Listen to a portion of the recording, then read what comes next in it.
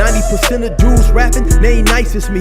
98% ain't live the same type of life as me. The judge gave me life and then they sent me where the life is be. That level 4 with depth and vice, the type of stuff they like to see. Two choices, fight or flee.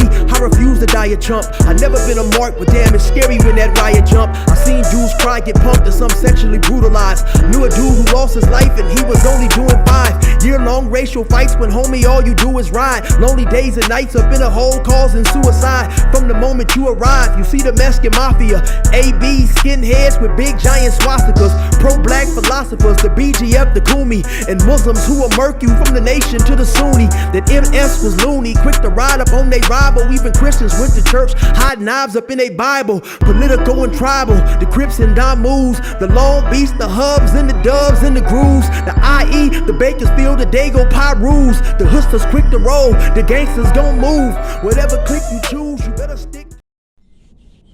Say what's going on, YouTube. Once again, it's your boy 16 to Life, back with another story for y'all. I need y'all to do a few things for me before I get started. I need y'all to hit that like button, subscribe to my channel, also hit that notification bell. That way you will be notified anytime I drop a video and you can hop right up on it whenever you're ready.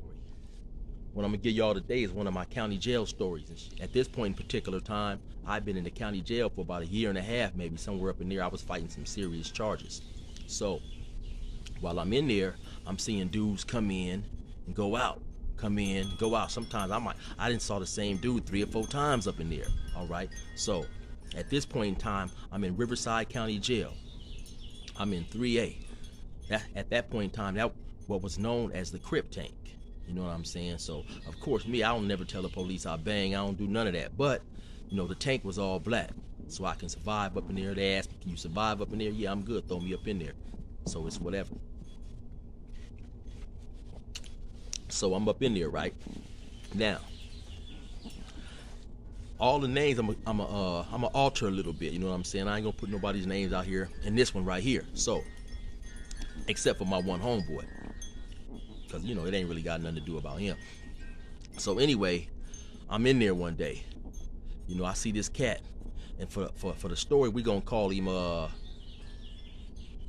let's call him Wild D. I see Wild D come through there. Now at this point in time, Wild D got a black eye. I'm the porter, so I'm outside sweeping up and shit. You know, I think everybody else is locked down, me and another porter, but I'm outside sweeping up. So Wild D come through there. You know, he had a cold little voice on him too. I'm like, man, what's up, homie? You down? You back again? He like, yeah, chill, cuz. What's up? I said, oh man, I'm chilling. You know, he got a black eye and shit. I said, damn, Wild D, what's up with that eye? He said, cuz, you got a homeboy, cuz, from Batty named Butterbean? That's how he talk. I said, yeah, that's the big homie. He said, cuz got a cold right on him, cuz. I said, what happened? He said, cuz was on the phone, cuz, and I tried to prep cuz about his phone time.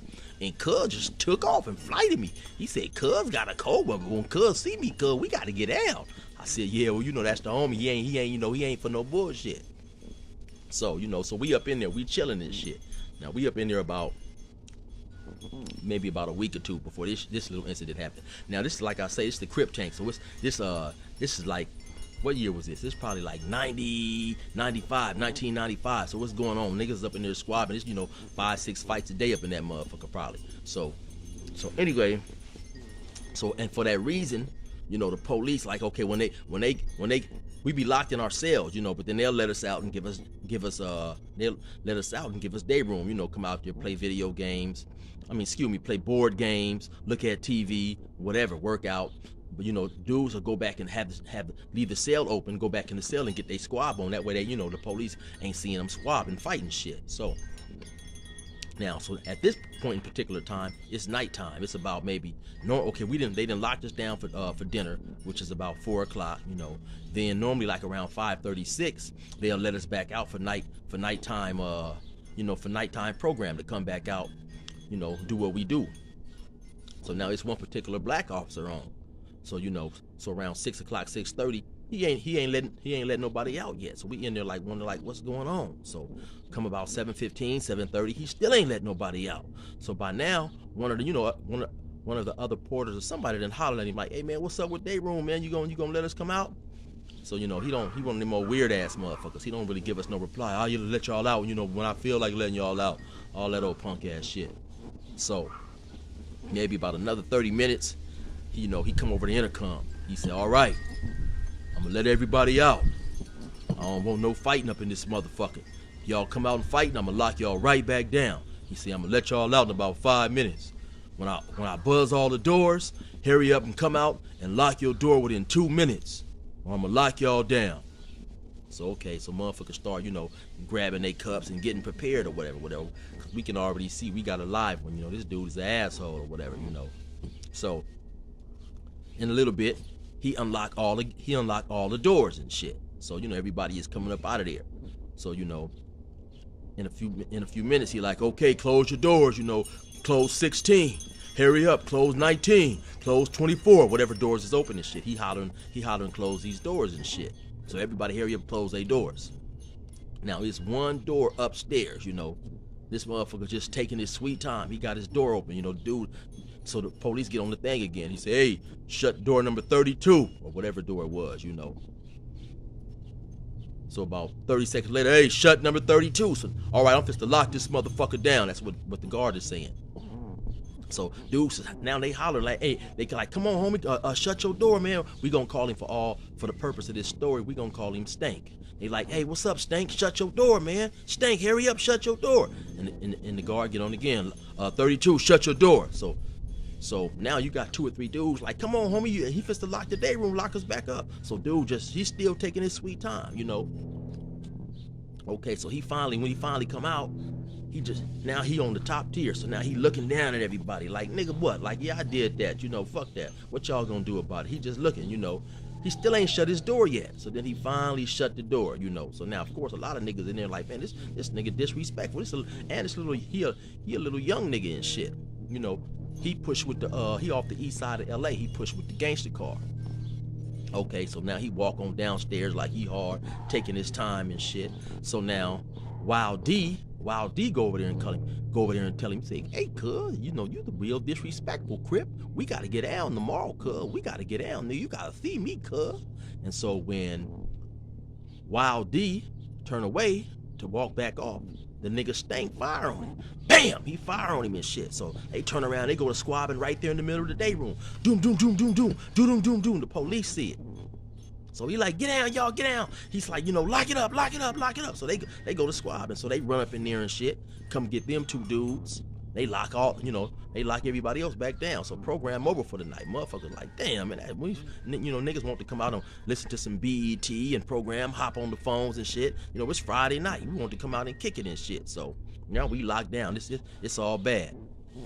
So okay, maybe about an hour later, they bring both them 2 dudes back. Normally, sometimes, like when people get into a fight, sometimes they'll separate them. It all depends. This particular time, they brought them both back. So now, when they going up the stairs, the nigga Wild D like, yeah, cuz. He laughing. Yeah, cuz, that was some bitch shit, cuz. You gonna have to see me in the morning, cuz. Yeah, nigga, I will see you in the morning, cuz. So okay, they lock us up and shit.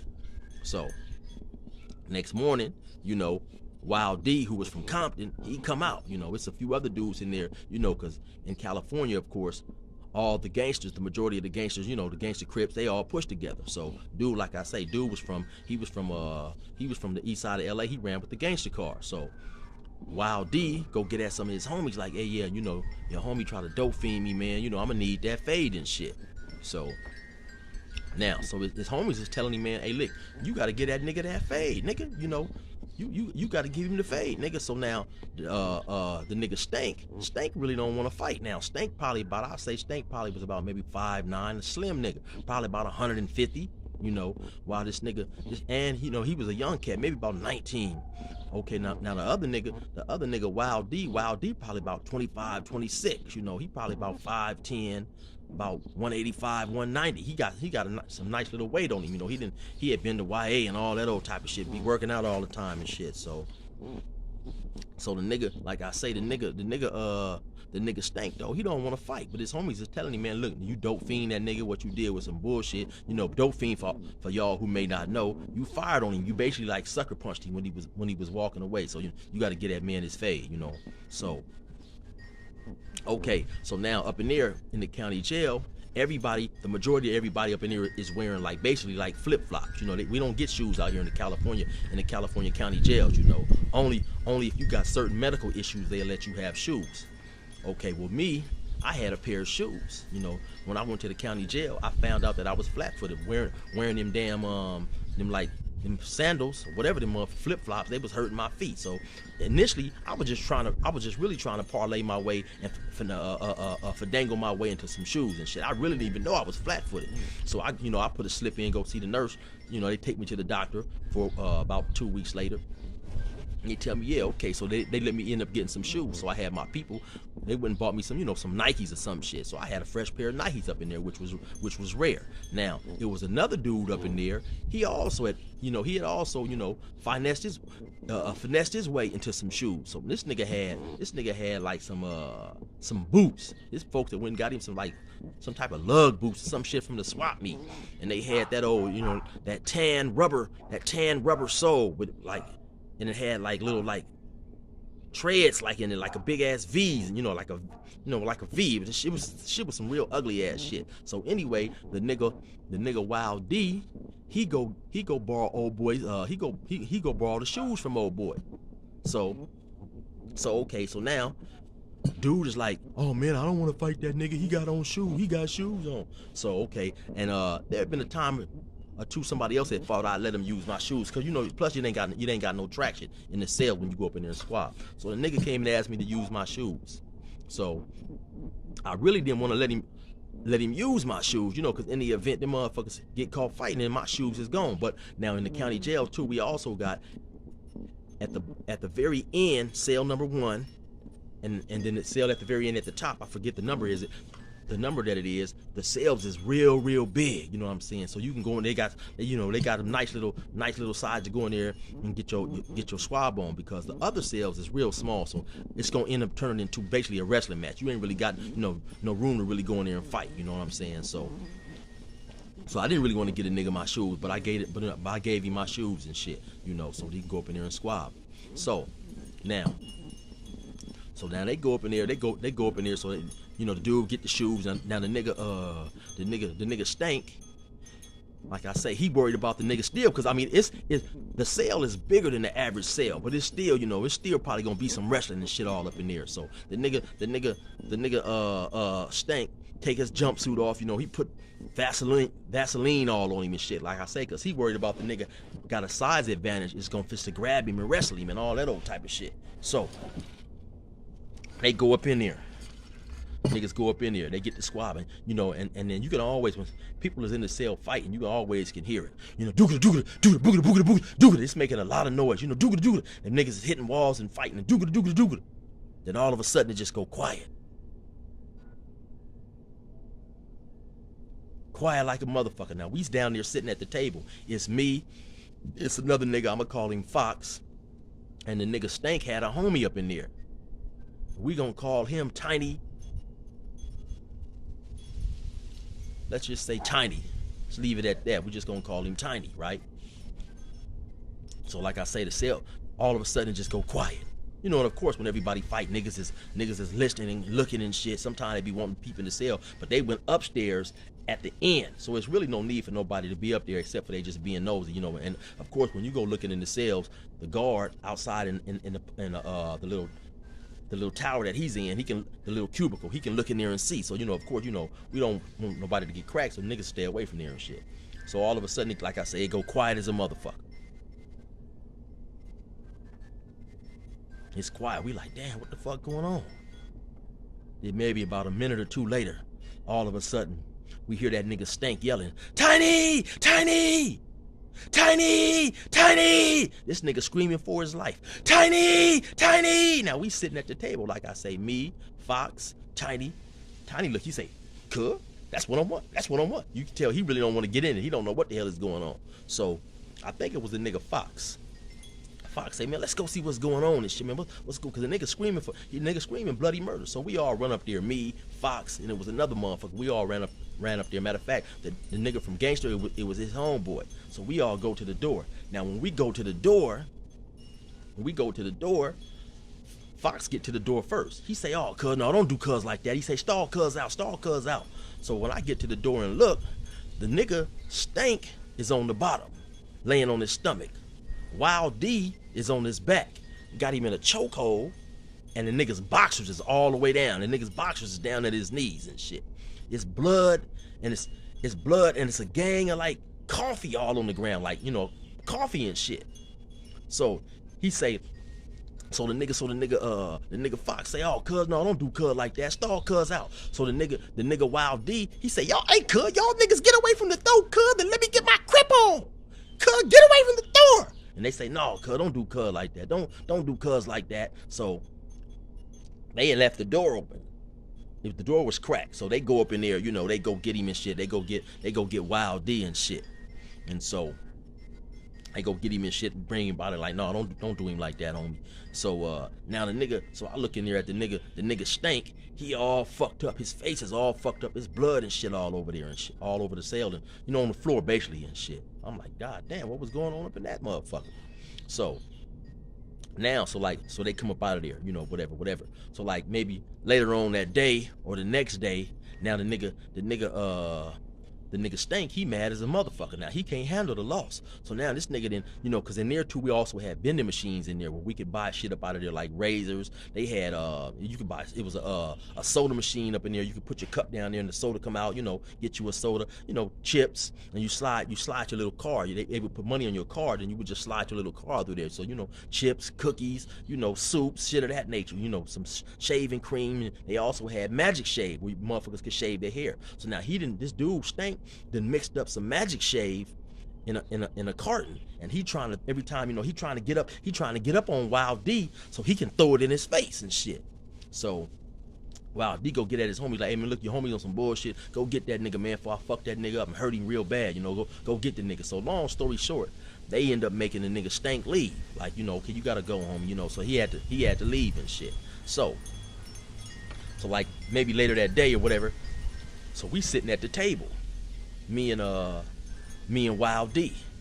So I said, hey, I said, damn, Wild D, what the fuck was going on up in there? He said, cuz, that nigga had a pretty booty, cuz. I was gonna fuck that nigga. Now keep in mind, homie, this nigga is only doing 3 months. He had to turn himself in and do 90 days. So I'm like, damn, Wild D, you fist to fuck that nigga? He said, yeah, cuz, booty is booty. I said, damn, homie, that's crazy. He said, good, I'm telling you, nigga, this shit is real with me, good. I said, hey, what was up with all that, why was all that coffee and shit all on the ground? He said, cuz, when we went up in there, we was squabbing, the nigga was running, cuz. He said, I grabbed the nigga and slammed him, cuz, and choked that nigga out. See, the nigga had been to YA, and earlier before then, I seen him horse playing with somebody. He had came up behind him and put him in a chokehold, and he literally choked that nigga into unconsciousness. So that was his thing, you know. He choked the nigga, and then, you know, and when he let the nigga go, the nigga just fell out. So I guess he had went up in the cell, the nigga had choked out, and the nigga had choked Stank out and shit. So like I say, I asked him, I said, well, what was up with all the coffee? He said, cuz, that nigga had a pretty booty, cuz. I wanted that nigga to feel it when I was going up in him, cuz. So I threw the coffee on that nigga and woke that nigga up. I guess he had already choked him out. So that's why when they was up in there squabbing, that's why they went all quiet, I guess, when he was choking the nigga. So then, I guess when he throw the coffee in the nigga's face and the nigga wake up and realize that this nigga is on me, my boxer's down, this nigga about to fuck me, this nigga go to screaming and hollering. Tiny, tiny, tiny, tiny, tiny. So, you know, I mean, and like I say, this is the county jail, you know, so shit get real, you know. So when motherfuckers come up in there playing games, you know, and you ain't ready, you gotta keep in mind, man, it's some serious niggas up in there, man, and everybody ain't for no bullshit. So, like I say, the names in this story have been changed to protect the nigga that damn near got chocolate in his peanut butter. You know what I'm saying? Hey, but y'all fuck with your boy, man. 16 to life. I'm out. Them crackers let me out the gate, now the pressure's on. We bout to get this shit straight like a pressing cone. The wrong cat to get aggressive on. I bring the bitch up out of niggas while you think they got them dresses on. My reach long and that's the best type. To have some dirty white boys come and smoke you like a meth pipe. And leave your chest bright red like a fire truck. Kicking your mom's door at night, nigga, and tie her up. I'm wild as fuck and I'm respected by the new youth. I put this pistol in their ear like a Bluetooth. I blow their brains on their new coupe. and have red everywhere just like a function full of soup whoops. Tell your troops I deal with beef like a butcher. My 4-5 pump more guys than Ashton Kutcher. Line pusher, quick to bury your clown, nigga. I stayed in the park like the merry-go-round. Get it? The game greasy, bitch, the game need me. Oh, you niggas don't know my name. The game greasy, bitch, the game need me. I'm out here doing my thing. The game greasy, bitch, the game need me. I swear and I don't. The game greasy, bitch, the game need me.